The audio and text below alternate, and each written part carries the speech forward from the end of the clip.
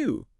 So if you're in the UGC game, you're probably thinking about how to, Yes. level up. Yeah, how to connect with more brands, maybe get bigger deals, boost that income. Exactly. And one big question that often comes up is, should you sign with a UGC talent agency?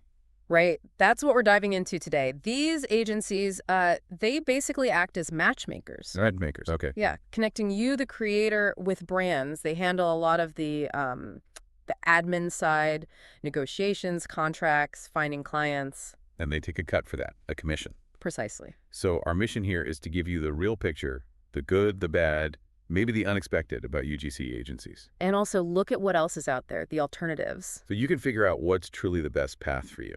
Okay, let's start with the positives. What's the big draw? Well, a major plus is definitely access. Agencies often have relationships with brands, sometimes bigger national ones. Brands you might struggle to reach on your own. Exactly. They've got those existing pipelines, those connections that can lead to consistent work you might not find otherwise.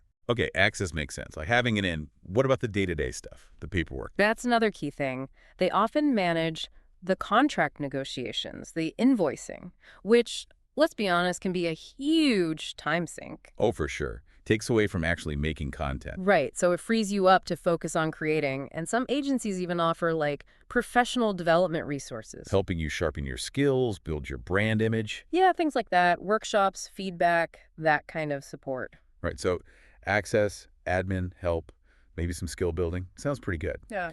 But there have to be downsides, right? Things to watch out for. Absolutely. It's not always a perfect fit. The first obvious one is the commission. That percentage they take off the top. Yeah, it directly hits your bottom line. You really need to calculate if the value they provide, justifies that fee for you. Makes sense. And what about control? Do you lose some? That's another potential drawback. You might have less autonomy, sort of less say in which brands you work with. Or maybe how the content has to be made? Content guidelines?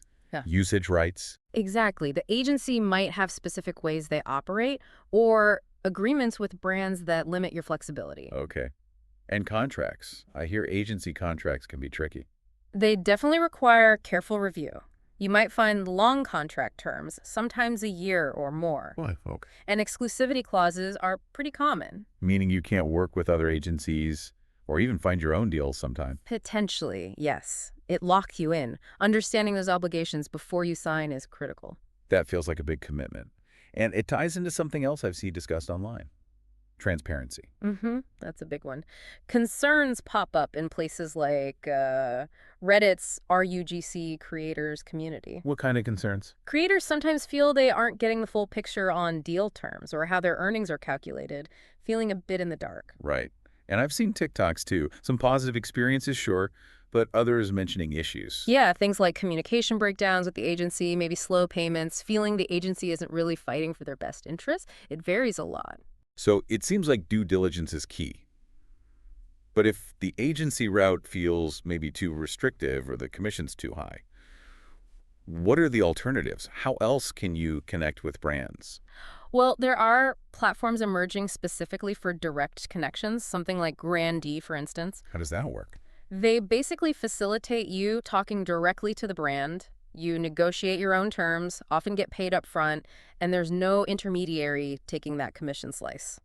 Cutting out the middleman, essentially. Pretty much. Then you've also got the more general freelance marketplaces. Like Upwork or Fiverr. Can you use those for UGC? Yes, absolutely. You can list your UGC services directly, set your own prices, choose the projects you want. Gives you a lot of control. Okay, more control, direct negotiation. And what about just good old-fashioned networking? Never underestimate it. Building relationships on social media, attending virtual or even in-person industry events, joining creator communities. That can lead directly to opportunities too. Definitely. Sometimes the best partnerships come from those direct organic connections you build yourself. Okay, lots of options then. But let's say you are considering an agency. You've found one you like. What's crucial when you get that contract in front of you? Read every word. Seriously. Focus on the commission rate, make sure it's clear, check the contract length, how long are you committed? And those exclusivity clauses we mentioned. Yes. Understand exactly what they mean for your ability to work with others. And look at the termination conditions. How can you get out of the contract if needed? That sounds like a lot of legal stuff. Maybe get a lawyer to look at it. Highly recommended. Honestly, spending a bit on legal advice before you sign can save you so much potential trouble down the road. They understand the jargon. Good advice.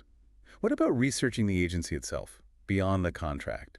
How do you vet them properly? Look for their track record. Can you find testimonials or case studies from other creators that represent? See what people are saying online. Exactly. Look for patterns. Are they known for being communicative? Fair. Paying on time. Ask the agency for references if you can. And communication with the agency seems vital too, right from the start. Absolutely. Be crystal clear about expectations on both sides. What are the deliverables? What are the timelines? How does feedback work? How often will you communicate? Setting those ground rules early prevents headaches later. Precisely. Misunderstandings often stem from unclear expectations. Okay, so wrapping this up, deciding on a UGC agency isn't a simple yes or no. It's a trade-off. It really is. You're balancing that potential for easier access to deals and admin support against giving up some income via commission and maybe some of your independence. And remembering there are solid alternatives, like direct platforms or just building your own network. The right choice truly depends on you. Where are you right now in your UGC journey? What are your goals for the next year or even longer term? Yeah, you need to reflect on what matters most to you. Is it maximizing immediate income? Getting big brand names on your portfolio?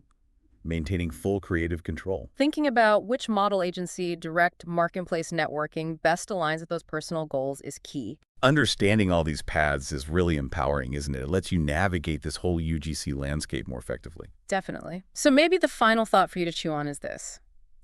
What does real creative freedom and success look like for you personally? And which approach feels most likely to get you there?